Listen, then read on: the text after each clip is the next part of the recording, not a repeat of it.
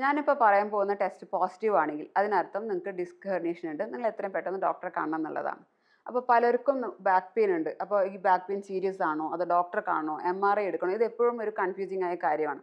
അപ്പോൾ ഞാൻ ഇന്ന് വീട്ടിൽ തന്നെ ചെയ്യാവുന്ന ഒരു ചെറിയ ടെസ്റ്റ് പറഞ്ഞുതരാം. അപ്പോൾ ഈ ടെസ്റ്റ് പോസിറ്റീവ് ആണെങ്കിൽ അതിനർത്ഥം നിങ്ങൾ ഡോക്ടറെ കാണേണ്ട ആവശ്യമുണ്ടെന്നുള്ളതാണ്. അതിനായി നിങ്ങൾ ചെയ്യേണ്ടത്, നിങ്ങളൊരു സ്ട്രെയിറ്റ് ആയ ഒരു സർഫേസിൽ കിടന്ന് കാല് മെല്ലെ ഒന്ന് ഉയർത്തിക്കൊണ്ടുവരിക. ഇനി കാല് ഉയർത്തിക്കൊണ്ടുവരുമ്പോൾ മുട്ട് മടക്കാതെ സ്ട്രെയിറ്റ് ആയിട്ട് വേണം കാല് ഉയർത്തിക്കൊണ്ടുവരാൻ. ഇത് എത്രമാത്രം നിങ്ങൾക്ക് വേദന ഇല്ലാതെ ഉയർത്താൻ പറ്റുന്നുണ്ടെന്നുള്ളത് നോക്കുക.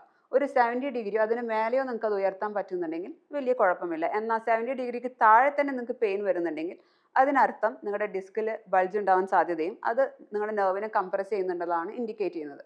അപ്പോൾ ഈ ഒരു ടെസ്റ്റ് നമ്മൾ നമ്മുടെ ക്ലിനിക്കിൽ സ്ഥിരമായി ചെയ്യുന്നതാണ്. അതായത് ഒരു പേഷ്യൻ്റ് MRI വേണോ അതോ എങ്ങനെ നമുക്ക് ട്രീറ്റ് ചെയ്യാം എന്നുള്ളൊരു ഡിസിഷൻ എടുക്കുന്നത് ഈ ഒരു ടെസ്റ്റ് ചെയ്താണ്. അപ്പോൾ നിങ്ങൾക്ക് ബാക്ക് പെയിൻ ഉണ്ടെങ്കിൽ ഇന്ന് തന്നെ നിങ്ങൾ ഈ ടെസ്റ്റ് ചെയ്യുക. എന്നിട്ട് അഥവാ അതൊരു പോസിറ്റീവ് ആണെങ്കിൽ നിങ്ങൾ ഉടനെ തന്നെ ഒരു ഡോക്ടറെ കൺസൾട്ട് ചെയ്യേണ്ടതാണ്.